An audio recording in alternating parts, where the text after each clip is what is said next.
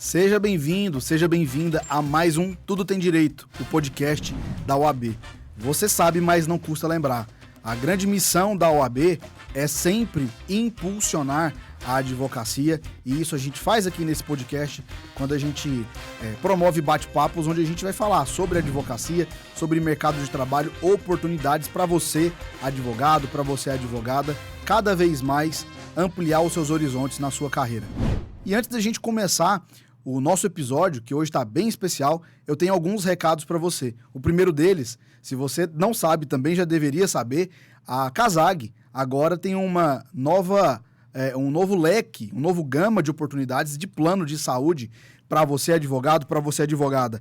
Agora nós temos, então, o Casag Unimed do seu jeito, que é um plano que cabe no seu bolso, o Casag Unimed do seu jeito estadual, um plano com cobertura em todo o estado de Goiás, em todas as subseções, o Casag Unimed do seu jeito empresa, um plano empresarial para os escritórios de advocacia, e o Casag Aurum, um plano de saúde que é aceito na maioria das redes dos hospitais premiums. Então, entra lá no site da Casag, OAB Casag Saúde, para você ficar por dentro de todos os planos de saúde que estão à disposição de você, advogado e advogada. E as eleições estão se aproximando e as fake news, a gente sabe muito bem, elas estão dominando as mídias sociais, e a OAB, então, para auxiliar a população nesse período eleitoral, durante as eleições de 2022, lançou o projeto Eleições de Fato. Aqui no Eleições de Fato, a OAB vai checar todas as denúncias feitas para verificar se são verídicas ou não e deixar todos mais informados e protegidos contra as fake news. Eleições de Fato, um projeto da OAB para defender a cidadania. E o mês de agosto, você sabe bem, ele é recheado de programações na ESA Goiás. O mês de agosto, a advocacia é 11, e você pode acessar o Instagram e o site da ESA Goiás e ficar por dentro de toda a programação durante o mês de agosto. Todos os cursos na ESA são a R$11, então corre lá, já fica por dentro, já veja a programação e não perde tempo, se inscreve porque vai ser uma programação bem especial. E também no mês de agosto, por falar do mês da advocacia, o mês de agosto, que é o nosso tradicional mês do Baile do Rubi, no dia 26 de agosto, o glamour estará no céu da OAB, onde toda a advocacia poderá celebrar o melhor baile do Rubi de todos os tempos. E todo esse baile do Rubi, toda essa programação só pode acontecer graças ao apoio do IPOG, que tem cursos de pós-graduação pensados para você. Então, se ajeita aí no sofá, aumenta o volume aí do seu fone de ouvido, porque está começando agora o Tudo Tem Direito, o podcast da OAB Goiás. E nesse episódio, eu não tô sozinho, eu tô aqui com uma co-host, olha só o tanto que a gente tá chique, mais do que especial, doutora Lídia, ela que é a presidente da Comissão de Cultura da OAB Goiás. Eu não vou nem falar seja bem-vinda, porque hoje a gente tá dividindo aqui espaço, porque você vai entrevistar uma pessoa super especial, né? Vou sim. Hoje eu tô com o Dr. Vitor Hugo Agapito, que é professor, é acadêmico, advogado, pianista, né, um músico, e ele estuda Direito e Arte, né, fez mestrado em Direito Agrário, e dentro do agrário conseguiu estudar sobre arte, falar sobre arte, e ele vai dividir um pouco da pesquisa dele com a gente. Nós vamos falar sobre a importância da criatividade, né, a importância do contato com a arte, para nós que somos advogados, nós que estamos no mundo jurídico, que somos intérpretes, né, Vitor? Intérpretes do direito. E a gente tem que estar em contato com esse lado para a gente conseguir aflorar as nossas petições, para a gente conseguir sobreviver à correria do dia a dia. Eu acho que todo mundo aqui recorre à Netflix, né? Eu não sei se eu posso falar o nome de streaming. Não estou patrocinando a gente não, mas pode falar, não tem problema. A gente recorre a todos os streams aí, a gente escuta música, a gente tem dias que estão sempre regados a cultura. E a gente, às vezes, não percebe isso, né? A gente não se atenta para o quanto a cultura ela está presente no dia a dia e dentro do direito também. Hoje a gente vai falar um pouco sobre isso para ilustrar um pouco como é que é esse processo e como é que nós, como advogados, podemos usar a cultura ao nosso favor. É isso aí. Vitor, seja bem-vindo. Muito obrigado, gente. Eu queria agradecer pelo convite, agradecer a doutora Lídia, agradecer ao doutor Rafael, pelo espaço para a gente poder falar principalmente das contribuições que a arte tem para o direito, não só a partir de uma perspectiva lúdica, né? Mas também a partir de uma abordagem teórica e inclusive metodológica, para fazer com que a gente expanda um pouco mais as nossas percepções acerca do direito e assim a gente consiga realmente se localizar dentro desse universo tão grande que é o universo jurídico e projetar de fato as nossas ações, né, enquanto profissionais tão ligados diretamente às questões práticas desse campo. Agora, para a gente começar a nossa conversa, Lídia, eu queria entender o que a Comissão de Cultura da OAB faz e como a advocacia pode saber mais sobre as programações, sobre tudo que a comissão tem feito. Fala um pouquinho para a gente.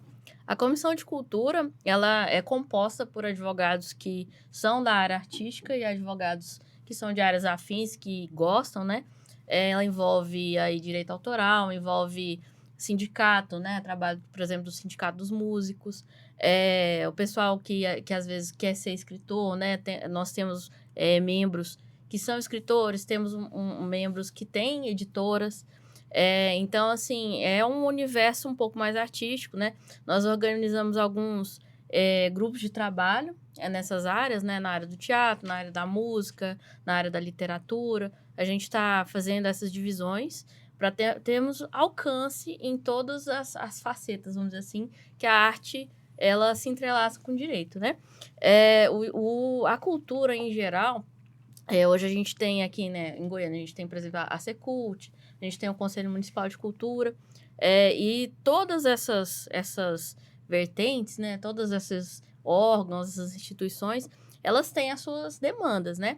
Então, são artistas que procuram a gente, por exemplo, em busca de contratos, né?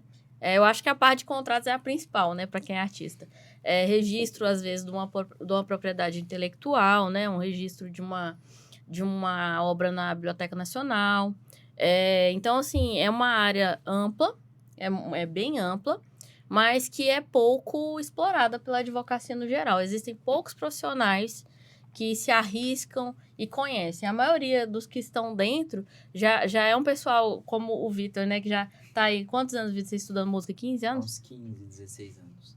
15 anos. Nós temos o Wilson Gandhi na nossa comissão, que é compositor de grandes artistas do estado de Goiás. Então, são pessoas que geralmente já têm essa veia artística, já vieram da arte, mas é uma comissão que está aberta para quem quer entrar, né? Eu acho que no mundo jurídico, nós todos somos muito ligados à literatura, à leitura. Ou deveríamos ser, pelo menos, né? Ou deveríamos ser, é verdade. Então, assim, tem muito a ver com o trabalho da nossa comissão, né? E a cultura também está muito ligada a eventos, né? A OAB sempre está tendo eventos. Então, nós, esse ano, a gente tentou fechar algumas parcerias, por exemplo, com museus. Fizemos uma roda de conversa do mês do orgulho. Nós estamos planejando um sarau, né, Vitor? Estamos planejando esse sarau. E alguns outros eventos para despertar esse lado dos nossos advogados que está um pouco adormecido, né? Que é o lado da criatividade. Para a gente sair do padrão, sair de mais do mesmo, né? A gente está precisando de diferencial, ainda mais desse pós-pandemia, que está todo mundo sedento por isso, né? As pessoas precisam disso. E olha que legal, assim, a gente mal começou e você já deu a deixa aqui de alguns pontos que a advocacia pode explorar, e eu sempre bato nessa tecla, Vitor. De modo geral, a gente, enquanto advocacia, pensa muito na nossa profissão em áreas de atuação. Então, eu vou ser contratualista, eu vou trabalhar com registro de marca. Não. Se a gente pensar no contexto, no segmento cultural, a gente tem essas mesmas demandas. E eu tenho certeza que falta, e eu até queria saber, na visão de vocês, se falta advogados, advogadas, especialistas em direito do entretenimento e cultural. Pessoas onde a gente pode realmente recorrer para celebrar contrato, para fazer registro de marca, contratos com municípios, que existe uma demanda muito grande nesse sentido, né? De contratação por municípios, se tem processo licitatório ou não, se tem dispensa. Como é que é o mercado na sua visão? Olha, Rafael, eu acho assim que é um mercado bastante amplo, inclusive realmente pouco explorado, principalmente porque o setor cultural no Brasil, ele muitas vezes tem uma relação um pouco conflituosa e até contraditória com o setor público.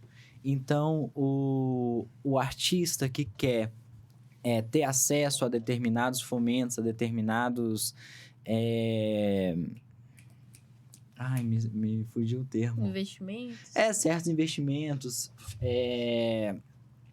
e verbas, né? Até para Fomento, fomentar né? os seus projetos, ele precisa cumprir uma série de trâmites formais, né? Que o próprio poder público estipula. E muitas vezes ele tem uma dificuldade de encontrar profissionais do direito que consigam atender essa demanda, que transitem bem nesse meio. Então, por exemplo, um processo licitatório para a publicação de um livro ou para a produção de uma peça de teatro exige determinados trâmites que muitas vezes os profissionais do direito não dominam. E aí é muito engraçado porque geralmente os próprios artistas, às vezes, cuidam desse procedimento e não recorrem a profissionais do direito. Ainda que quando um advogado vem e cuida de todo o processo, ele tem expectativas de sair muito mais bem feito, muito mais bem elaborado. Afinal de contas, é o nosso campo de trabalho, né? Mas, por algum motivo, não há assim, tanta atenção por parte, principalmente da advocacia, que é quem está ali e geralmente é quem representa os interesses dessa persona que está por trás, em explorar. Mas eu acho que é, sim, um campo muito, muito fértil, inclusive, para a gente trabalhar, e que, inclusive, também traz para o centro o debate sobre a necessidade de que haja até mais políticas públicas de fomento, de patrocínio de projetos culturais, além daqueles aos quais a gente já tem acesso, né? Isso é verdade. Eu, assim, na minha experiência, eu trabalhei com marcas e patentes, por exemplo. Eu comecei a carreira trabalhando com marcas e patentes. E não havia muito interesse advocatício nisso. Era uma área que, na época que eu trabalhava, acho que tinha 3 escritórios de marcas e patentes em Goiânia. Hoje tem 1 milhão. Hoje A gente acha, às vezes, despachantes. Tem muito. E assim, muito mais. hoje, igual o Vitor falou, às vezes os próprios artistas fazem essa parte. E a gente vê assim, tem um empresário, por exemplo, eu sou humorista, né? Sou comediante aqui do estado de Goiás. Aí eu entrego tudo pro empresário e o empresário, ele faz os contratos, ele fecha as apresentações, ele faz tudo. Ao invés de procurar um profissional jurídico, as pessoas muitas vezes procuram um empresário justamente pela experiência. Isso. E é um campo que a gente poderia estar explorando e tá vago, né? Tá com precisando certeza. de mão de obra. E o artista em si, ele já é alguém que vive numa outra dimensão.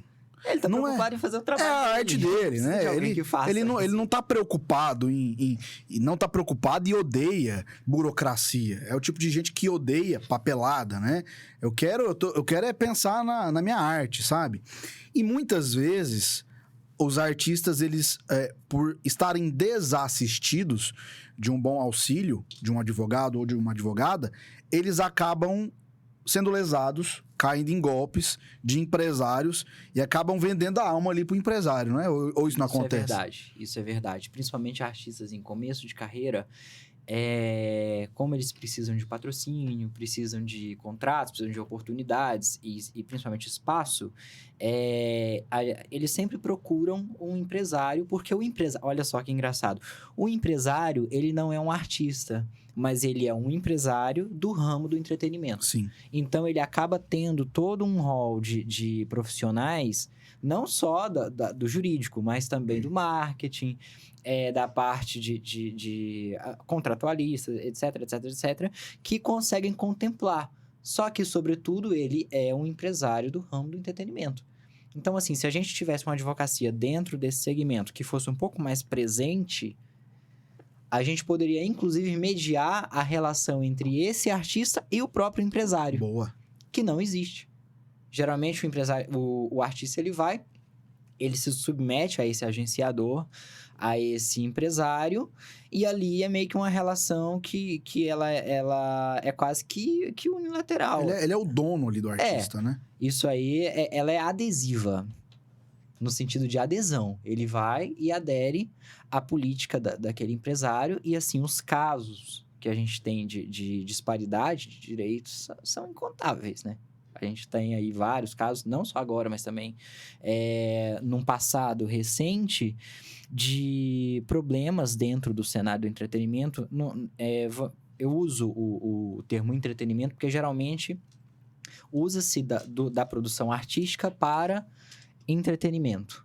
Não somente como a da produção artística enquanto meio de expressão, mas como entretenimento. Mas, enfim, a gente tem vários problemas dentro do cenário do entretenimento que se arrastam por anos, situações horrorosas, assim, que poderiam ser solucionadas e até evitadas se a gente tivesse, por exemplo, uma boa oferta de profissionais dentro desse campo, e profissionais que muitas vezes são profissionais da advocacia, mas que por ser um ramo que não é explorado, sequer às vezes falado, é deixado de lado, e aí as coisas vão acontecendo da forma que a gente está vendo acontecer, né? Olha só, o nosso presidente Rafael Lara, ele sempre fala que o papel da OAB é impulsionar a advocacia, e em poucos minutos aqui de podcast, a gente já falou que existem oportunidades para advocacia dentro do segmento cultural, contratualista, registro de marcas e patentes. E quando a gente fala em registro de marca, as pessoas só pensam na marca, mas letra, por exemplo... propriedade intelectual. Tudo. Geral. Obras, como um todo, precisam de registro. Nós temos questões trabalhistas, por que não? Nós temos questões de crowdfunding, de levantamento de recursos, já que é um setor que carece muito de patrocínio e nem sempre há incentivo, tanto do poder público quanto do setor privado. Há uma necessidade de se estabelecer uma vaquinha, que é o chamado crowdfunding, né? O conceito de patrocínio coletivo, né? De se fazer o levantamento ali daqueles recursos para eventualmente um projeto artístico que também precisa de um advogado. Então, assim, quase que são infinitas as possibilidades, né? Exatamente. E eu acho, assim, que é importante a gente falar que não... o direito... Aí seria, sei lá, um direito da arte... Não se trata de um direito da arte. Quando você pega todo o processo de produção de um conteúdo artístico, ali vai um advogado trabalhista, vai um advogado consumerista, vai um advogado tributarista, vai um advogado civilista, assim, vai uma série de advogados, cada um tratando da sua matéria, vai um advogado que trabalha com licitações, sabe? Vai um advogado que consegue fazer uma auditoria de gastos, vai uma série de profissionais de diversos campos dentro dessa forma que a gente divide o direito a partir das matérias, que, assim, dá para todo mundo trabalhar. Não precisa, por exemplo, eu sou advogado da arte. Isso não existe, entendeu? Mas dificilmente você encontra, por exemplo, um contratualista que tem especialidade em contrato de prestação de serviço de entretenimento. E aí é o seguinte, não existe um advogado da arte, mas ter um advogado contratualista que entende do segmento, faz ou não faz a diferença? Toda. É fundamental. E essas questões que vocês falaram me fez lembrar de um caso recente agora. Por exemplo, eu vou falar o nome porque foi um caso que veio a público semana passada, ou retrasada, daquela marca Patroas, que é da Maiara Maraíza e da Marília Mendonça, né? Após o falecimento infeliz, aí, muito triste da Marília, eles vieram, como que se diz? Reivindicar, né? Falando assim, a gente já tem o registro da marca Patroas, vocês não podem usar. Então, elas mudaram agora para a festa das patroas, porque a marca já existia, já era usada por outra pessoa, já era registrada. Então, o que aconteceu? Por uma falta de pesquisa prévia, usaram uma marca que já tinha registro, então vão ter que refazer todo o material. Pensa o custo disso. Vão ter que pagar, né? Fazer o ressarcimento da questão de direitos autorais aí para o pessoal que já tinha marca registrada. Então, é um prejuízo para quem não contrata um profissional qualificado e é um nicho que existe que não está sendo explorado ao mesmo tempo. A gente tem vários contratos de artistas também que vêm a público sempre, assim, artista tal está processando outro artista que era seu empresário, porque o contrato era milionário e quer mudar, sei lá, o percentual de ganho. Então, existe um nicho que está sempre em alguma notícia, está sempre aí nas manchetes, e a gente não está se atentando para isso. Eu vejo que continua o mesmo problema. Ele vai se estendendo pelos anos. Eu acho que isso sempre aconteceu com jogadores de futebol, com artistas, e agora com digital influencer, com youtubers. Vide caso do Luva de Pedreiro, né? Luva de Pedreiro, exatamente. E assim, de novo, a importância de, no nascimento do negócio, você ter que procurar um advogado, uma advogada para buscar essa orientação, porque muitas vezes você pode acabar, poxa, o ex-empresário lá do Luva de Pedreiro queria propor uma indenização de 20 milhões para ele, né? O Luva pagar lá para ele 20 milhões de reais. Então, assim, coisas que podem ser evitadas se a gente busca um auxílio lá no comecinho, lá no nascimento de um profissional, né? De um advogado. É o barato que sai caro, né? O famoso barato que sai caro. Você vai com qualquer profissional, sem ter experiência, sem ter orientação, fala, eu faço pra você, beleza. E aí, depois o negócio vai complicando. Às vezes a pessoa tem sucesso, né? Que a pessoa, ela não começa no meio artístico se ela não tá buscando sucesso. A maioria quer pelo menos reconhecimento, né? Quer pelo menos ser reconhecido aí. Nem que seja só colocando outdoor com o nome dele na cidade inteira pra todo mundo Nem que ele mesmo pague o outdoor. Agora, ele quer ser conhecido. Eu tô curioso pra saber como é que foi a história de vocês, e é a história de vocês com a arte. De onde surgiu isso? Você falou aí que você tá há 15 anos já, você estudou por 15 anos piano. Como é que é a sua relação com a arte? Então, basicamente foi assim, eu desde criança, eu tenho um contato bastante frequente com a arte. Mais com a música, porque na verdade foi o último segmento que eu entrei, e aí meio que foi lá que eu me fixei, né? Mas eu já estudei artes plásticas, já estudei teatro também, escrevo desde muito tempo, apesar de ter poucas coisas publicadas, mas assim, no piano, eu comecei a estudar piano erudito ali por volta dos meus 12 anos de idade, e desde então eu não parei. Eu fiz conservatório, aí depois eu entrei na Universidade Federal de Goiás, estudei por um tempo num projeto que eles tinham para ensinar, assim, é um curso que funciona meio que paralelo à graduação de piano, não é um curso de graduação, mas onde a gente estudava com os professores de graduação. E aí depois fui estudar com outros professores, assim, particulares, né? Mas professores com grande visibilidade. E aí eu venho construindo meio que uma carreira paralela. Hoje, assim, predominantemente, a minha atuação na música é mais na parte do ensino. Na verdade, desde sempre eu nunca fui um artista de palco. Assim como até a minha carreira jurídica também, assim, eu nunca fui um agente de palcos, mas mais um agente de salas de aula. No direito também eu sou mais um agente de sala de aula do que um agente dos palcos do direito. Podcast. Dos palcos do direito. E dos palcos do direito essa atuação, além dessa atuação em tribunais, a própria advocacia, a minha advocacia também é uma advocacia mais fechada, mais interna, mas aí eu tenho estudado música e assim, sempre dentro da música clássica, porque foi onde eu comecei. Mas quando você começa a estudar arte, você meio que não fica ali. Eu sempre digo isso, é impossível você meio que estudar uma arte só, porque a concepção da arte, ela te expande.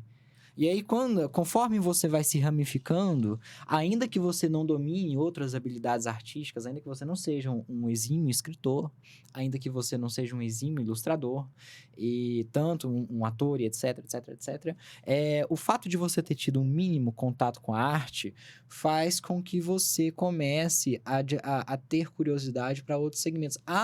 Nem que seja um conhecimento, uma curiosidade sensível de saber o que está sendo feito ali. E isso é meio que uma constante na maioria dos artistas, assim. apesar de se firmarem em determinados segmentos, eles acabam tendo contato com várias outras experiências no mundo da arte, e aí a gente meio que se imerge nisso aí, meio que submerge nisso. E mais ou menos foi aí que eu achei o gancho do direito na arte. Porque existe, de fato, um direito da arte, que é esse direito que a gente está discutindo sobre possibilidade de trabalho, sobre campos de atuação na advocacia, mas também seria possível falar de um direito na arte, uma arte dentro do direito? Que semelhanças há entre, por exemplo, o direito e a arte, no sentido amplo? É possível? O que dá para a gente pegar da arte e aplicar no direito? O que a arte tem para contribuir para a gente entender o funcionamento do direito? E aí, essa percepção ela foi se desenvolvendo mais, principalmente quando eu fui fazer o meu mestrado, porque o meu mestrado, apesar de ser em direito agrário, e é um mestrado extremamente tradicional no estado de Goiás, né?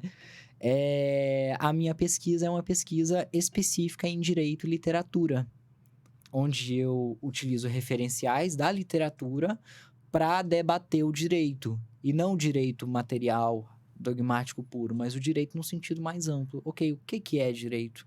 E aí, desde então, eu terminei meu mestrado no começo do ano passado, acho que foi mesmo, começo do ano passado, é porque a pandemia tirou a temporalidade da gente, né?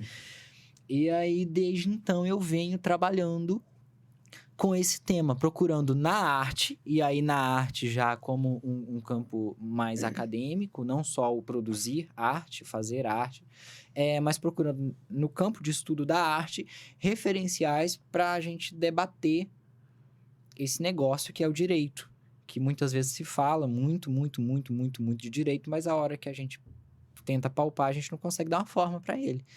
E assim, com um mundo cada vez mais diverso, mais plural, beira a ignorância a gente querer entender o direito estritamente pelo direito. Se a gente tem um rol de saberes, de disciplinas aí, que podem contribuir com a gente de alguma forma dentro dessa transdisciplinaridade e trazer uma concepção um pouco mais ampla e até mais sensível também. Porque, afinal de contas, nós, advogados, a gente está com o direito ali todo dia. O direito é a nossa rotina mais do que, talvez, a de qualquer pessoa. Então, se a gente não tiver muito domínio com o que a gente está lidando, hora ou outra a gente escorrega numa banana. E se a gente já escorrega nas bananas, tendo todo esse esforço, imagina não, né? E aí a arte vem e fala, olha, talvez eu também possa ajudar. Não somente eu tenho a solução, mas talvez eu tenha algo a dizer sobre isso. E aí é dentro desse universo, que é um universo até relativamente novo, que eu transito. E especulo, pergunto muito mais do que respondo, mas tento deixar alguma coisa, assim, para que alguém, às vezes, pegue dali e leve adiante, assim como eu também peguei de alguém e tô levando até onde as minhas possibilidades, elas permitem. É basicamente isso. Eu já você achou legal, né? O Vitor é sensacional, gente, cara. Por isso que eu quis trazer ele aqui. É maravilhoso. Eu já comecei desde criança desenhando. Eu sempre gostei de ilustrar. Minha mãe dava aula de pintura, mas a minha mãe dava aula de pintura em tecido, em casa, pra dona de casa, pra adolescentes. Pano de prato. Pano de prato. A minha mãe pinta pano de prato. É isso. E a mãe é maravilhosa no que ela faz também. Minha mãe, ela é artesã e artista também. E aí eu ficava lá desenhando enquanto minha mãe dava dando aula. E aí, o que aconteceu? Eu sempre fiz isso em paralelo. Estudava, e entrei na faculdade de Direito. E aí, me convidaram pelas minhas habilidades de ilustração para trabalhar com registro de patente, né? Eu desenhava patentes. Porque na hora que você vai fazer o manual descritivo da patente, você tem que fazer o desenho dela. Então, eu fiz o cursinho lá do CorelDRAW, bonitinho, para desenhar a patente. E aí, eu comecei a fazer design para fazer marcas, né? Registro de marcas. Aí, eu fazia tudo. Eu escrevia o processo, desenhava marca, desenhava patente, fazia memorial descritivo, fazia tudo. Então, era um trabalho bem explorado, bem bem sofrido, suado. Mas... E aí, assim, os anos se passaram, eu entrei no Ministério Público, fui trabalhar no Ministério Público. E aí, eu nunca deixei isso de lado. Aí, eu comecei a fazer freela, né? Deixei o direito aqui, tô trabalhando com o direito, comecei a vender ilustração. Pegou uns por fora ali. Peguei uns por fora. Aí, eu comecei a fazer um espécie de vídeo que chama Draw My Life. Que é um vídeo que conta a história da vida da pessoa, né? E aí, algumas pessoas me contrataram pra fazer esse videozinho, que você vai a mãozinha desenhando e tal. E fui fazendo esses vídeos. E comecei a desenhar pessoas, né? Que eu gosto de ilustrar, desenhar pessoa mesmo. Caricaturas em geral e tal. E aí, ficou junto. E eu gosto muito de escrever também. Então, o que aconteceu? Eu comecei a levar tudo junto. E aí, teve uma época da minha vida que eu fui trabalhar em escritório, depois que eu saí do Ministério Público. E aí, a arte meio que, tipo, não tava dando tempo, sabe? Só a petição. E aí, passou 1 ano, 2... Eu me vi, tipo, 3 anos sem ilustrar, sabe? Porque eu sou advogada tem 10 anos. Eu fiquei uns 3 anos sem ilustrar. Eu pensei assim, gente, tem 3 anos que eu não desenho. E eu tava numa ansiedade muito forte, sabe? E aí, a psicóloga me passou um exercício, que era assim, faça um autorretrato. Aí, eu fiz e levei. Ela falou, ué, o que é isso? Eu falei, ué, sou eu. Ela falou, eu sei, mas eu achei que você ia chegar com um palitinho aqui, né? Que você se desenhou perfeitamente. Como é que é HTP, né? House Tree Person, né? Aquele teste da psicologia, né? Desenhar uma casinha, uma árvore, bonequinho palito. Ela falou assim, mas o que é isso? Como assim que você tá fazendo direito? Peraí, não, vamos falar sobre isso. Porque eu só me queixava do direito, né? Da falta dessa parte artística da minha vida. Mas eu nunca tinha falado pra ela, eu gosto disso e tal. E aí, eu fui acordando esse lado de novo. E aí, eu descobri a cultura, né? Tipo assim, justamente esse lado que eu nunca tinha explorado. Eu falei, eu tenho que trabalhar com isso se eu quiser sobreviver na advocacia. Porque senão meu psicológico não vai aguentar. E aí, eu comecei a juntar essas 2 coisas que eram necessárias para eu continuar vivendo. E aí, esse ano, eu escrevi ano passado, eu escrevi um livro infantil que chama Papais Pinguins. E esse ano eu consegui uma editora. Que legal. E eu vou publicar agora em agosto. Que dia legal. 13 de agosto vou lançar. E eu tô super empolgada, assim. Porque agora eu sou ilustradora e escritora oficialmente. E advogado, talvez. E advogada, né? E tá tudo junto, tá tudo ótimo. E assim... E a gente tenta levar tudo junto. Eu costumo dizer que não tem como a gente divorciar quem a gente é das 8 às 18 e quem a gente é no final de semana. Sim. Eu sou advogado o tempo todo. É a minha essência. E a essência do advogado, da advogada, ou pelo menos deveria ser, uma essência criativa. Uma essência que investiga, uma essência que busca, que constrói novas coisas. Eu sempre digo, né? Quem muda a concepção do judiciário não é o magistrado, é o advogado. A gente tem que provocar através de uma nova tese. Isso é verdade. E essa compreensão do direito como arte, ou o que seria a compreensão do direito enquanto arte? Cara, é o seguinte, colocaram na nossa cabeça que o direito é técnico, que o direito é puramente dogmático, que o direito ele é estritamente normativo e que só se faz direito a partir de ferramentas pré-estipuladas, né? Formulários, né? Isso, formulários. Hoje em dia a gente está vendo, assim, penosamente,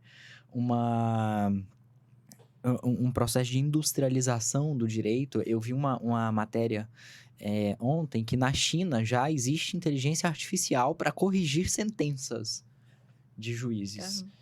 Você sabe que aqui a gente, no Brasil, tem uma inteligência artificial, né? Para isso? O STF tem uma inteligência artificial que se chama Vitor. Real/oficial. Existe um sistema de inteligência artificial no STF, mas esse sistema, aqui no Brasil, e o robô chama Vitor mesmo, tá? Viu, Vitor? Ele serve para agrupar temáticas diferentes para, eventualmente, colocá-las como um julgamento de demandas repetitivas. Isso não, existe. a gente tá falando de coisas, por exemplo, nessa matéria que eu vi, eu não me lembro exatamente a fonte, mas de uma coisa muito mais... Corrigir uma sentença que foi proferida por um ser humano. Isso. E assim, as pessoas esquecem, e principalmente nós esquecemos, que o direito, ele é uma produção humana. Não tem como máquina fazer direito. Porque o direito, ele tá constantemente num processo dinâmico, numa relação dinâmica com as pessoas. O direito brasileiro é de um jeito, o direito americano é de outro, o direito alemão é de outro jeito, o português é de outro jeito, o russo é de outro jeito. Então, assim, direitos são produções humanas. E é atrelado à cultura também. Exatamente. De cada povo, o direito, assim como a arte, assim como os costumes, assim como a ética talvez não, mas a moral, é uma produção ficcional, porque ele só existe se acreditarmos nele, humana. E totalmente contextual.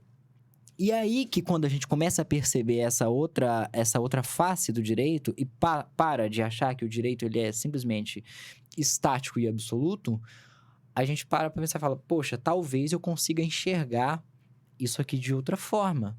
E aí onde entra, por exemplo, esse trabalho do advogado, principalmente no sentido de fazer movimentar essas estruturas, né?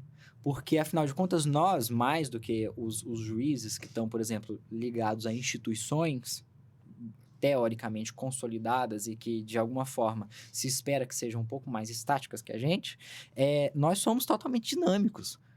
Então, assim, a gente vê muitas vezes precisar se desdobrar em teses para garantir um direito, né? Ou às vezes garantir justiça, sendo que a gente não tem muitas expectativas se a gente tomar em consideração só esse direito estático, né? Que tá aí pra gente. E eu acho que é inclusive por isso que a gente tem uma Constituição infinitamente emendada, é por isso que a gente tem uma variedade absurda de jurisprudências, né? E isso, apesar de trazer para alguns um sinal de, sei lá, uma insegurança jurídica, que para mim segurança jurídica é outra lenda, porque não existe segurança jurídica. Se o direito está totalmente mexendo o tempo todo, é segurança de quê? Mas isso, para mim, eu acho que é justamente o lado bom. Porque o que acontece? Nós temos uma ferramenta fantástica, que é o discurso. E por meio do discurso, nós trabalhamos para moldar esse direito. E a partir desse direito, moldar a realidade sobre a qual ele incide. Esse é o nosso papel. E quem mais faz isso, além do direito? A literatura faz, a arte, de um modo geral, faz, os movimentos sociais fazem. Então, por que tirar o direito de tudo isso e colocar ele num pedestal só porque, a partir de um imaginário construído, ele é legitimado como mediador dessas relações e não tratar ele a partir desses pormenores? Será que a gente está entrando numa era de jusrobotivismo? A gente veio de uma era de jusnaturalismo, juspositivismo, e agora a gente já tem uma justiça extremamente robotizada e movimentada através da inteligência artificial. Qual vai ser o próximo passo, ou o que a gente tem que fazer, ou se a concepção do direito enquanto arte, a gente consegue lutar contra esse jusrobotivismo? Eu acho total. Eu acho que a gente está tendo uma padronização de petições, por exemplo, né?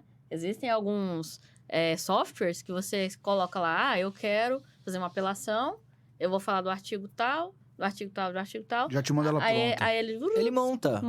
Ele monta. E aí? Cadê meu latim? Cadê a minha logomarca bonita?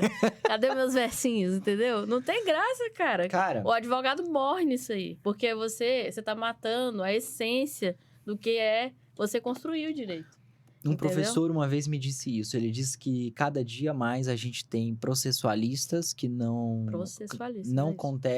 conhecem sequer a teoria do processo, constitucionalistas que não sabem o significado do verbo constituir. E repetem exaustivamente formas, e a matéria que Deus tome conta, porque a gente mesmo parece que largou pra lá. E a arte não, ela fala, não, cara, peraí.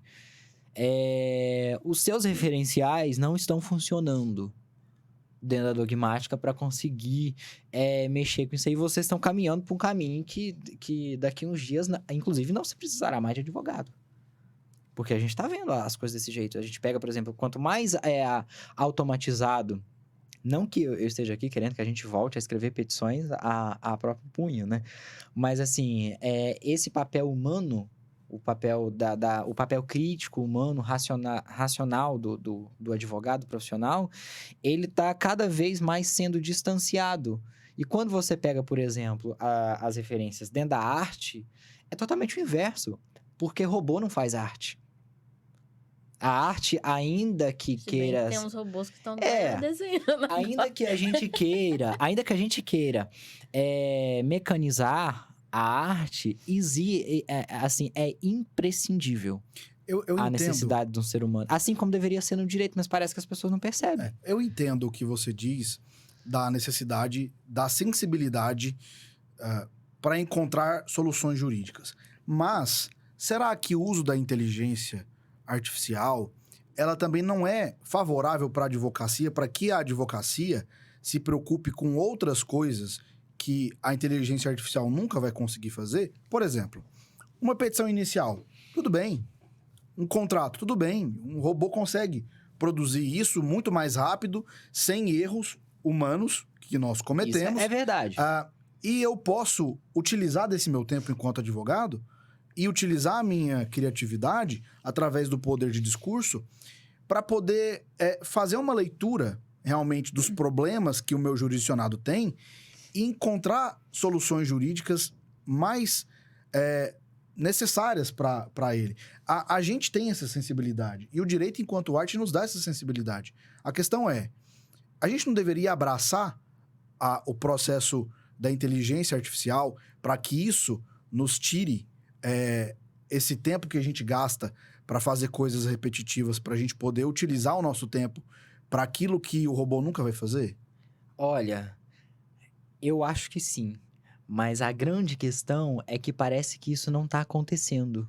O que acontece? E eu vou te explicar por quê que eu acho que não está acontecendo.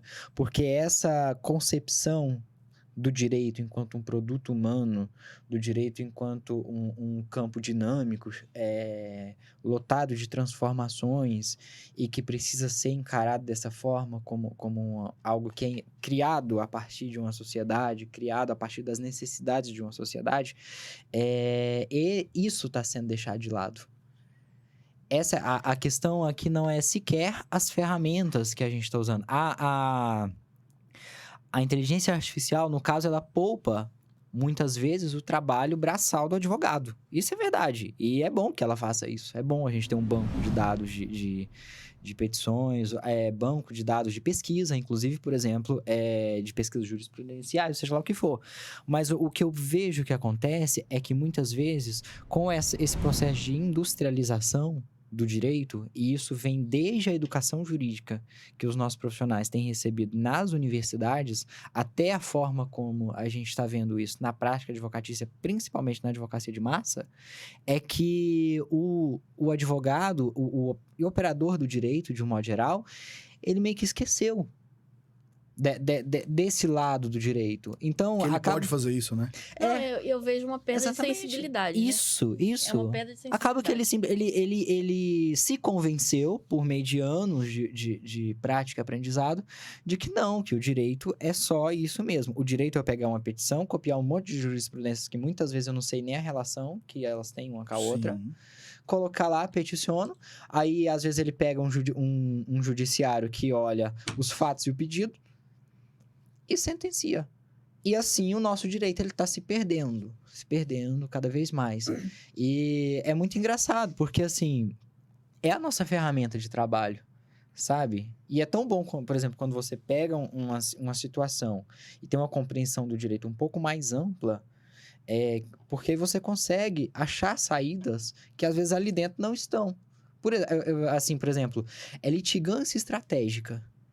Exatamente. Litigância estratégica é um tema, assim, pouquíssimo explorado, que é quando a gente provoca o judiciário a partir de... buscando conseguir certas conquistas, além daquela que é objeto do litígio, ali da ação. E isso exige, por exemplo, uma perspectiva um pouco mais ampla do direito. Mas isso não é tratado. E esse, assim, é um mero exemplo. Um mero exemplo. Há uma outra infinidade, né, que são deixados de lado.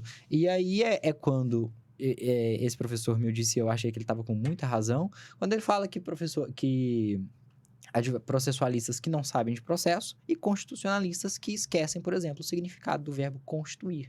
Repetem exaustivamente em sala de aula que a Constituição é a carta magna do país, mas eles não sabem, por exemplo, para que serve uma Constituição.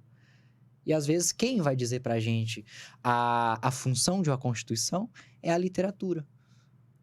Porque a Constituição é um código normativo, ok, é um conjunto de leis magnas a partir das quais se derivam as outras. Mas o que uma Constituição faz? Uma Constituição constitui algo, a gente espera. Mas constitui o quê? Uma sociedade, um modelo de governo, um modelo de Estado, um modelo econômico? Constitui uma realidade? Peraí, a Constituição em si é um pedaço de papel cheio de texto. Então, a gente tem um poder constitutivo do texto aqui. O direito se preocupa com isso, muitas vezes? Não. Quem se preocupa com isso? A literatura. Então, se o direito ele constitui uma realidade a partir do texto, a gente tem que tomar muito cuidado com o que esse texto fala. E não só sair reproduzindo esse texto. Ok, então como esse texto constitui uma realidade a partir do discurso? A gente precisa entender essa relação, afinal de contas, a gente lida com esse texto o dia todo, o tempo inteiro. É através, na verdade, do discurso que o direito ele constitui essas diversas realidades. O direito, por meio do texto, ele constitui o que é certo e o que não é errado, ele constitui modelos familiares, ele constitui quando e em quem a gente vota, ele constitui com quem a gente pode comprar, para quem a gente pode vender, ele constitui como que a gente tem que estudar. Então, assim, existe um elemento textual, discursivo no direito muito grande, que simplesmente é deixado de lado. As pessoas escrevem petição como se elas estivessem escrevendo a lista para ir comprar em supermercado. E aí, o que acontece? Tudo isso é deixado de lado por quê? Porque acham que é só fazer aquele gabarito, preencher aqueles formulários, que hoje a gente vê muito isso, e mandar. Chega lá também, isso não é sequer considerado, e aí o processo toca. Só que embaixo de tudo isso, embaixo dessa amálgama de texto, papel, tem gente. Gente que está diretamente submissa e sujeita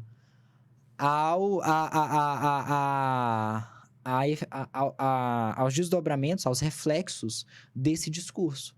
Mas o direito é só discurso? Não, o direito é muita coisa. Mas pode ser que o direito seja discurso também. Então, que tal aí a arte fala, a literatura? Que tal se você passasse a olhar o direito dessa forma? Ou quando a gente estava antes de começar a gravar falando sobre as propriedades performáticas dentro do direito. O que é performar o direito? O que um performance faz? O que o intérprete faz na música? Ele pega uma partitura e reproduz exatamente como é? Ou ele lê a partitura e reproduz algo a partir daquilo que ele entendeu? O que você faz quando você pega um dispositivo legal ou uma jurisprudência e bota numa peça para ela corroborar com a sua tese? E tem que ter sentimento, né? Tem que ter sentimento. Você não reproduz uma... Não, mais do que sentimento. Você precisa ter sensibilidade. O feeling, uma percepção. Né? E aí, o que acontece? A arte, enquanto campo de estudo, ela tem referenciais para isso. Quando o intérprete senta num piano, e na arte, quando você fala de composição e coisa assim, é um pouco mais volátil. Mas, por exemplo, o intérprete, ele tem critérios, às vezes, de interpretação.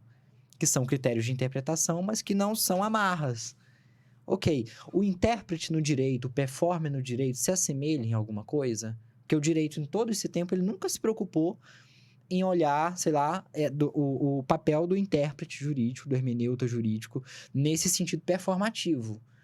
Mas a arte faz isso lá, com os seus, exaustivamente. Ok, então o que a gente pode aproveitar disso e aplicar no direito?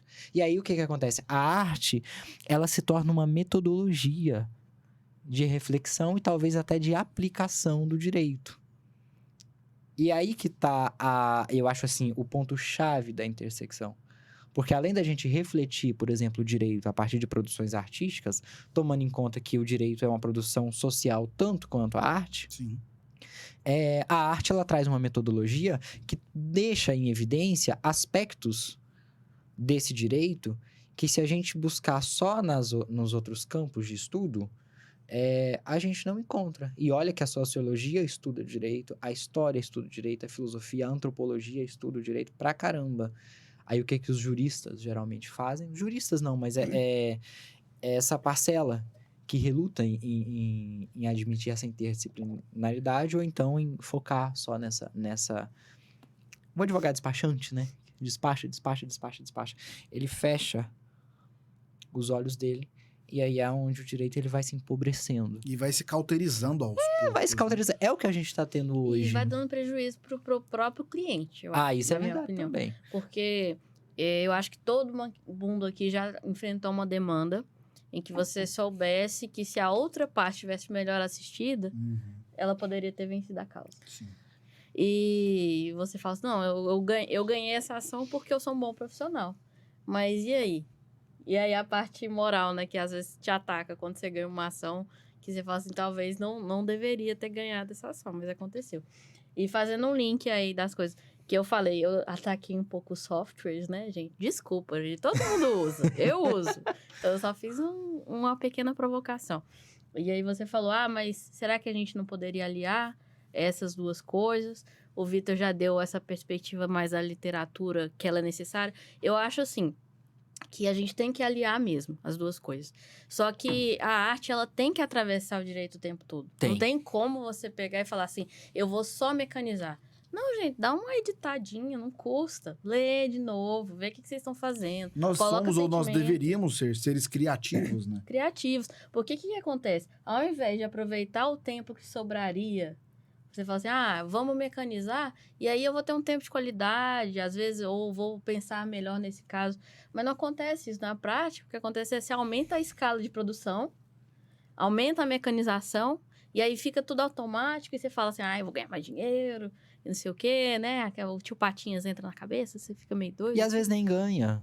E às vezes não Porque ganha, a às vezes... advocacia que não leva a lugar nenhum. A entrega vai ser ruim, né? às vezes você vai diminuindo a qualidade do seu serviço, ao invés de você realmente começar a enriquecer. Então, isso que é complicado. E adoecer, porque isso Com adoece. certeza, gente. muito, né?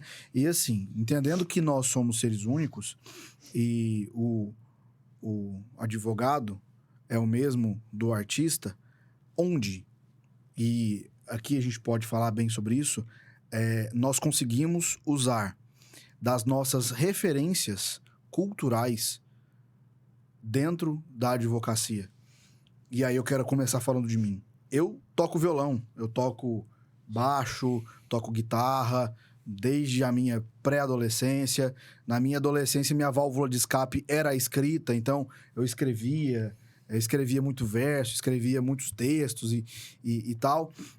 E eu vejo que a sensibilidade que a música me deu, que eu desenvolvi através da música, me faz ver a vida de uma outra forma. E, consequentemente, o direito. Na minha adolescência, eu desenvolvi a habilidade de design.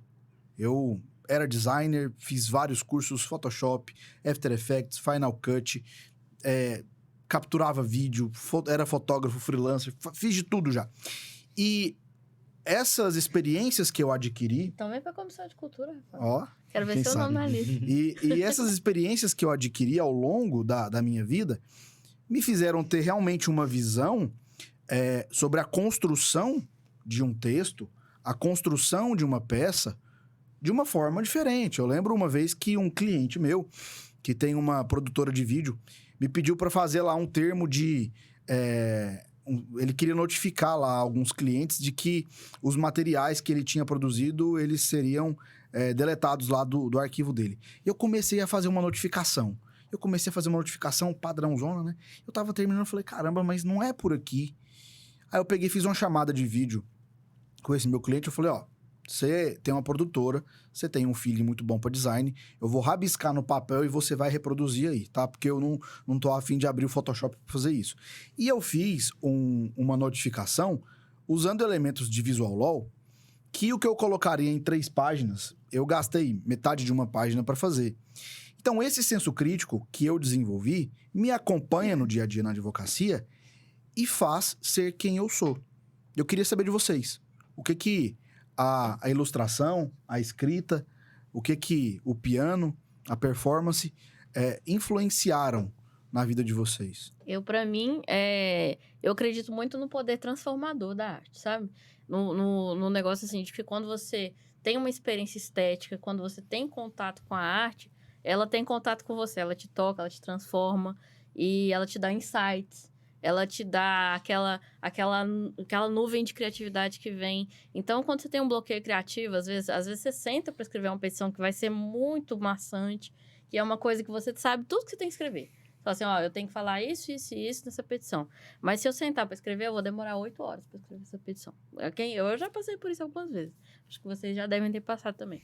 E aí você fala assim, eu não quero, o corpo não quer fazer isso.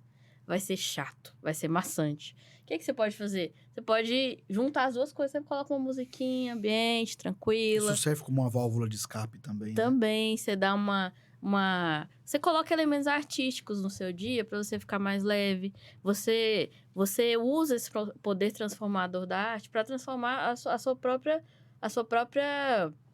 condição ali naquele momento, pra você conseguir fluir, para você conseguir escrever. Então, assim, para mim, a arte, ela é... Eu uso muito em conjunto. As duas coisas caminham junto, sabe? Eu gosto muito de alternar o trabalho maçante com o trabalho artístico para minha criatividade fluir melhor. Então, eu acho que isso me ajuda demais a ficar estável emocionalmente e a ficar produtiva, sabe? Porque eu sinto que eu tenho uma baixa de produtividade muito grande quando eu não estou em contato com a arte. Então, às vezes, eu preciso de uma pausa ou, às vezes, preciso atrelar as duas coisas para conseguir fluir melhor. E você, Vitor? Cara, eu vou dar 2 exemplos. Um exemplo no exercício da advocacia e vou dar um exemplo enquanto advogado, mas também como cidadão, né? O exemplo no exercício da advocacia aconteceu relativamente recente. Eu estava numa audiência e aí o juiz, ele inquiria o meu cliente para pegar o testemunho dele. E eu percebi, por exemplo, o tom das perguntas que o juiz fazia ao meu cliente. Percebi o que o meu cliente respondia para o juiz e percebi também o que o juiz fazia constar em ata. Ou seja, a gente tem três discursos aqui, pelo menos. Um discurso do juiz, um discurso do cliente, que constitui uma realidade material, né? Que é o que aconteceu mesmo. E a gente tem um terceiro, que é o da ata de audiência, que é o que consta nos autos. E aí eu comecei a perceber como que o meu cliente dizia para o juiz era colocado na ata de audiência. E não é simplesmente como ele transcrevia, mas a fala oral, nós sabemos que é de uma forma, a oralidade de uma forma, a escrita de outra. Se eu te descrever para o Rafael falando, eu te descrevo de uma forma. Se eu escrever sobre você, eu escrevo de outra. E aí, o que acontece? A partir dessa análise paralela entre as duas realidades que estavam sendo simultaneamente constituídas, a realidade essa e a realidade do texto na ata da audiência, eu comecei a perceber qual era a relação desses agentes, no caso, juiz e cliente, com o que eles queriam que fosse constituído em ata. Porque quando a gente vai, por exemplo, fazer considerações finais, apesar da gente considerar a audiência, mas a gente vai principalmente no que está na ata. Porque a gente tem que comprovar, né? E fazer as devidas remissões. E essa análise que eu fiz é uma análise que não poderia ser feita se eu não tivesse uma referência, por exemplo, de direito e literatura. Porque quem me ensinou, e onde realmente eu aprendi, que existe uma disparidade entre a realidade do texto, a realidade que o texto constitui e o que acontece, e que o texto ele tem esse poder, o texto jurídico principalmente, tem o poder de constituir realidades e fazer com que elas sejam factíveis, foi o direito e literatura. E dali, assim, essa foi a análise ali na hora, porque também é importante a gente estudar a teoria, mas teoria sem prática é a imaginação, né? Essa foi a análise que eu fiz ali na hora. Eu fui matutando isso na minha cabeça até a noite, até a hora de dormir. A audiência foi antes do almoço, até a noite. E aí, a partir dali, a minha cabeça foi muito mais além, porque eu pensava, cara, por que isso foi escrito daquele jeito? Que realidade aquele juiz quis constituir a partir daquela narrativa? Ele poderia ter escrito o que o meu cliente falou de 1000 outras formas, mas ele utilizou aqueles verbos, aqueles adjetivos, aquele tom, aquela percepção. Cara, isso é direito e literatura puro. Isso é análise do discurso. O direito dogmático, ele não se atenta para isso. Nós trabalhamos com o verbo o tempo todo. Se você muda um verbo no Código Penal, você muda o tipo. E a gente não está muito preocupado. Então, assim, essa é uma experiência enquanto advogado. O que eu tenho visto, né? Na advocacia e o que eu tenho aplicado da arte, principalmente do direito e literatura na advocacia, é isso. Eu abro um processo na minha frente, agora, Na minha tela? na minha tela, e o processo me conta uma história. Que história é essa que está sendo contada ali? Porque aquela história ali, muitas vezes, ela é dada como verdade. Afinal de contas, o direito, ele faz isso. Ele vai lá e prescreve uma realidade, né? Então, assim, a gente passa a prestar atenção nessas coisas que muitas vezes são deixadas de lado. E faz toda a diferença pra você ganhar uma causa. Faz toda a diferença. Agora, por exemplo, eu preciso fazer as razões finais desse processo. Eu já sei até o que eu vou dizer. Porque eu sei, por exemplo, que pela linguagem, nós definimos valores, nós damos qualidades, nós atribuímos defeitos, nós colocamos determinadas coisas em evidência e outras não. Rafael está sentado na minha frente, de camisa xadrez, paletó preto e um óculos. Se eu falo que o óculos dele é de manchinha, não sei o nome dessa... Acho que é tartaruga. Dessa manchinha. Tampa de tartaruga. Por que eu tô dando mais ênfase no óculos dele?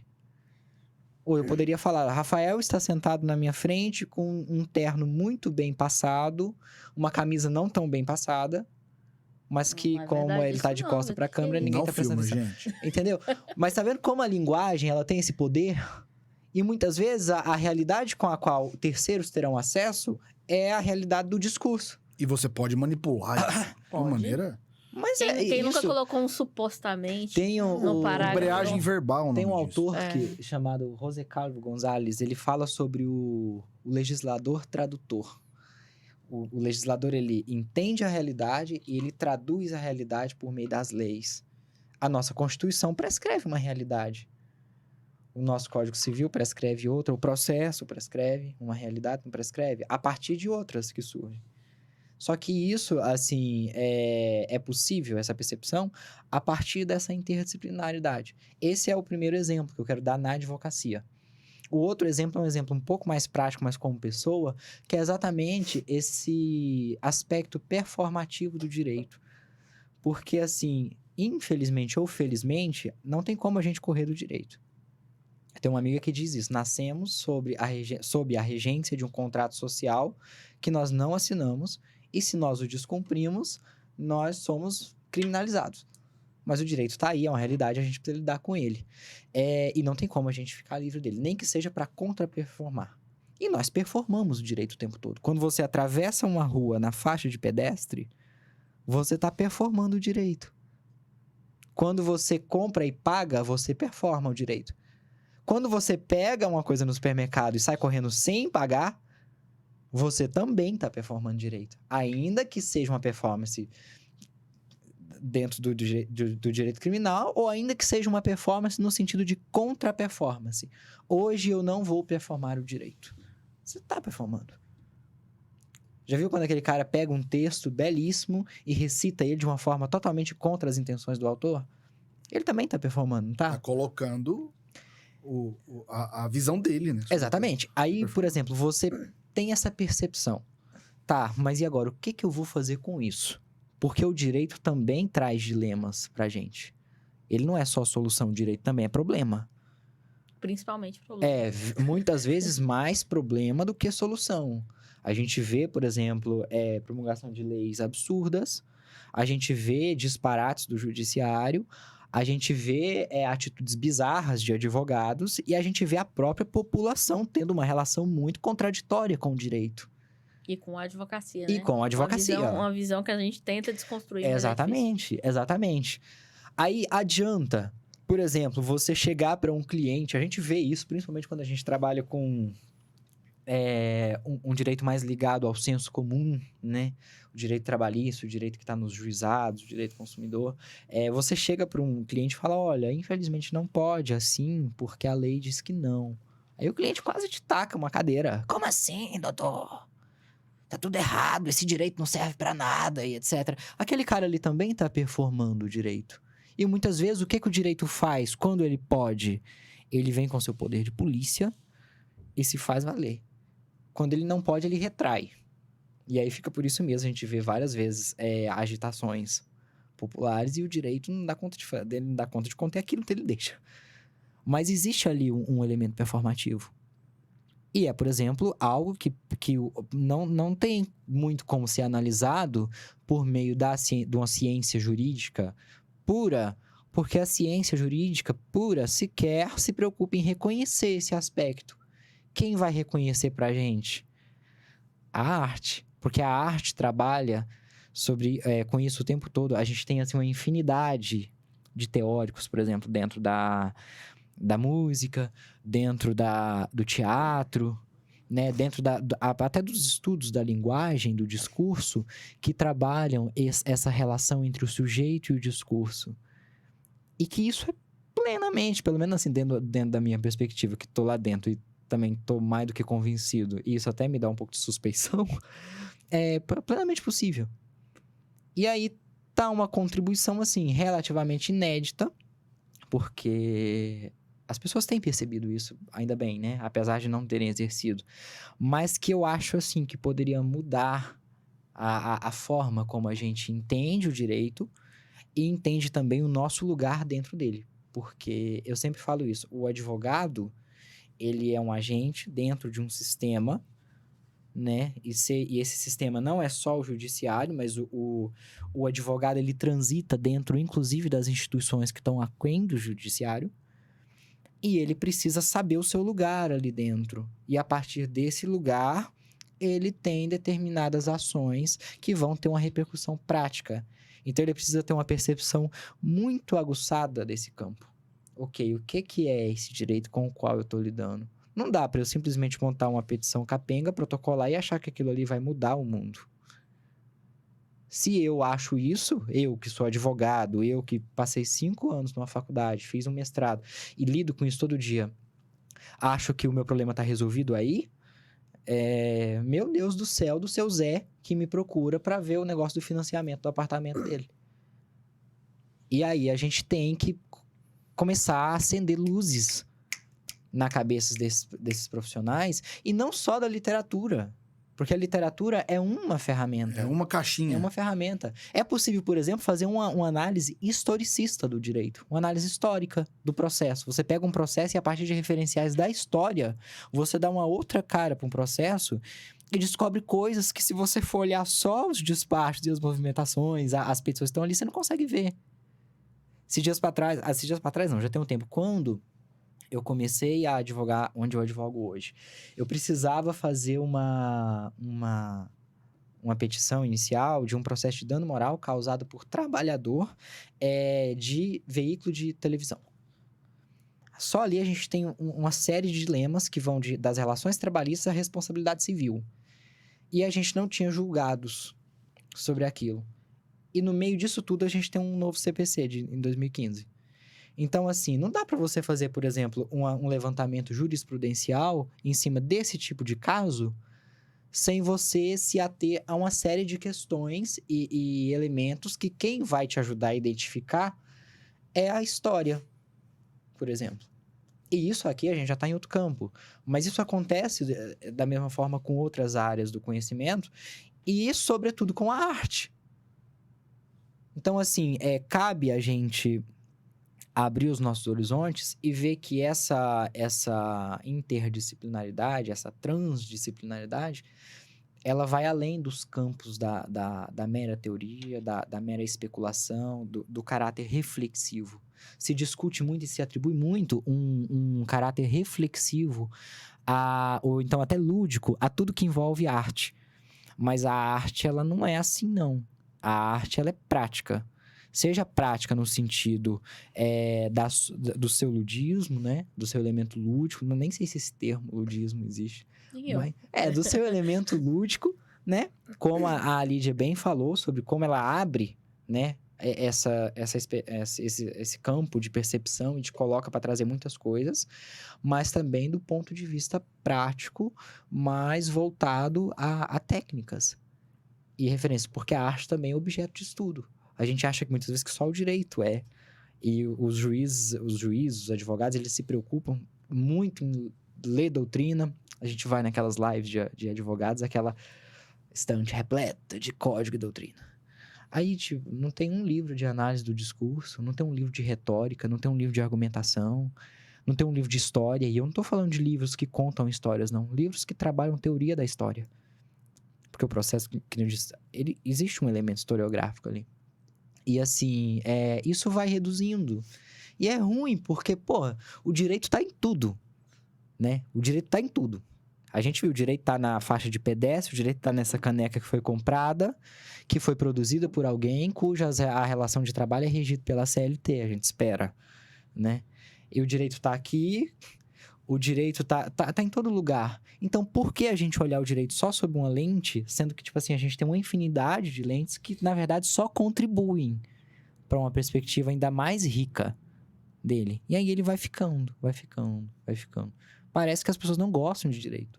Porque se elas gostassem, elas iam querer beber disso muito mais. Parece que elas só gostam de lei. Lei. E é por isso que a gente tem tanta lei, então lei, pouco direito. a gente tem muita... Eu sempre falo isso quando eu tenho oportunidade. Lei é uma coisa, mas direito não é só lei. Justo. Direito é muito mais que isso. Não adianta nada a gente saber tudo de lei se a gente não entende o direito. A gente não faz faculdade de lei. A gente faz faculdade de direito. E aí as pessoas negligenciam, por exemplo, isso é de praxe, porque eu sou professor das matérias inaugurais da IED, Teoria do Direito, História, Filosofia, Metodologia, são as matérias que eu sempre pego pra mim. Mas falta maturidade até pra... Eu acho que falta, mas se você deixa essas matérias depois que a pessoa toma um banho de legalidade, de lei... Ela já não vai mesmo aí eu acho que já fica pior. Aham. Entendeu? A pessoa entra na faculdade louca pra ter, sei lá, direito penal, né? Que parece que é o que mais chama a atenção das pessoas. Mas negligenciam a sociologia jurídica. Nunca me chamou a atenção. Não, a faculdade pra mim foi extremamente... fase em penal. Em penal? Fiz, você acredita? Porque eu trabalho no Ministério Público, né?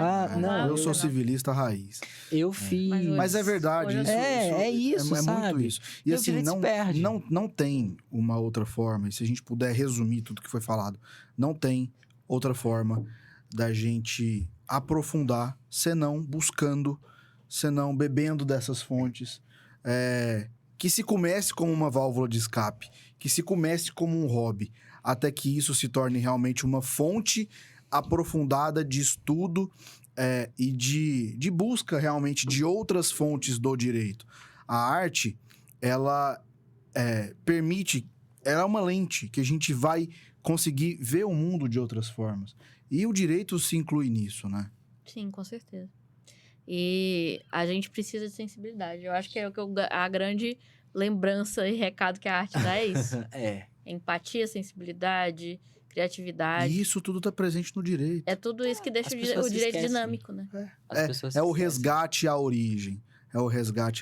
Isso a gente consegue fazer através da arte. Quantos juristas, escritores nós tivemos aí que escreviam até literatura, né? Não, a gente tem uma série no Brasil mesmo, a gente tem uma série de juristas que tem... E eu acho engraçado que é tão peculiar, porque o profissional do direito, ele assombra pelo hábito da leitura.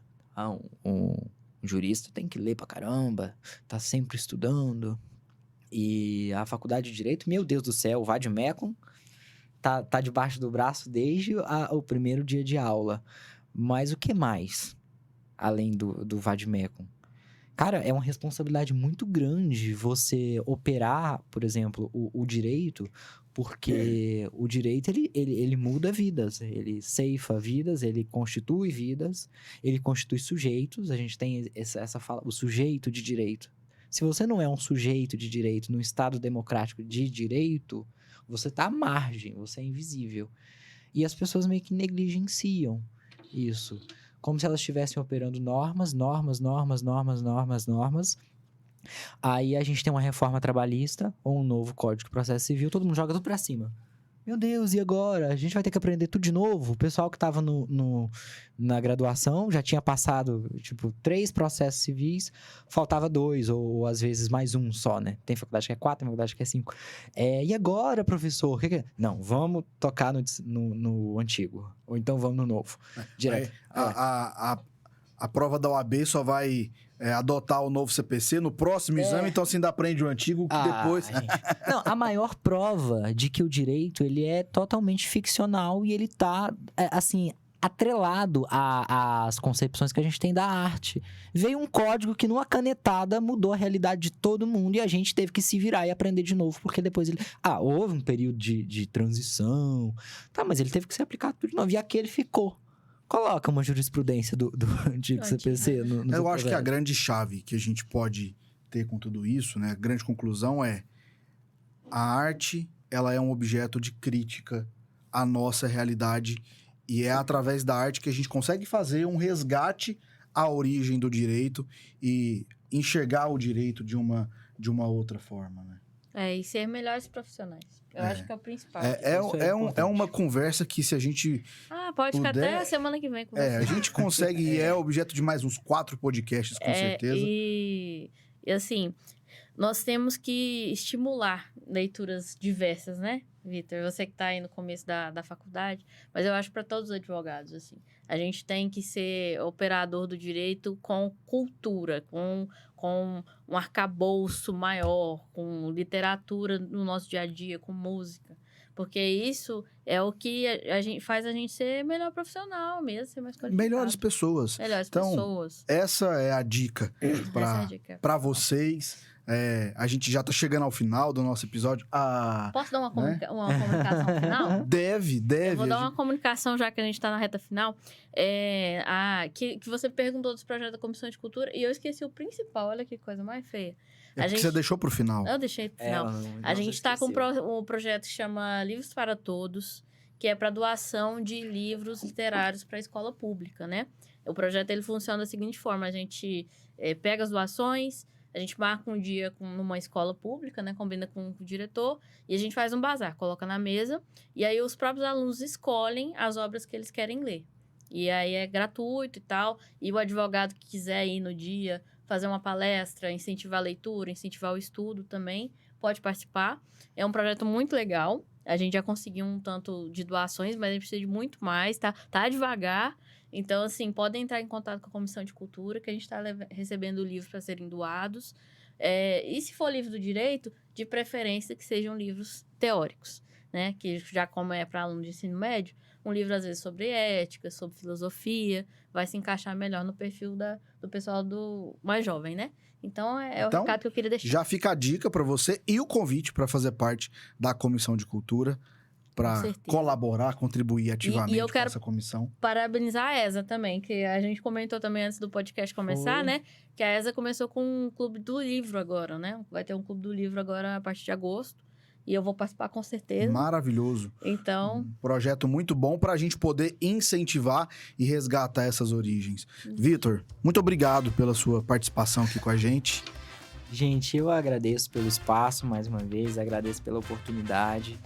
Eu queria dizer que eu fico sempre à disposição, não só da UAB, de um modo geral, e da comunidade advocatícia, mas de todos que de alguma forma têm contato com o que a gente está discutindo e queiram de alguma forma também aprofundar no assunto, conhecer um pouco mais, porque conhecimento é bom a gente fazer em conjunto, no coletivo, e quanto mais gente a gente consegue agregar para construir um conteúdo um pouco mais plural, melhor, né?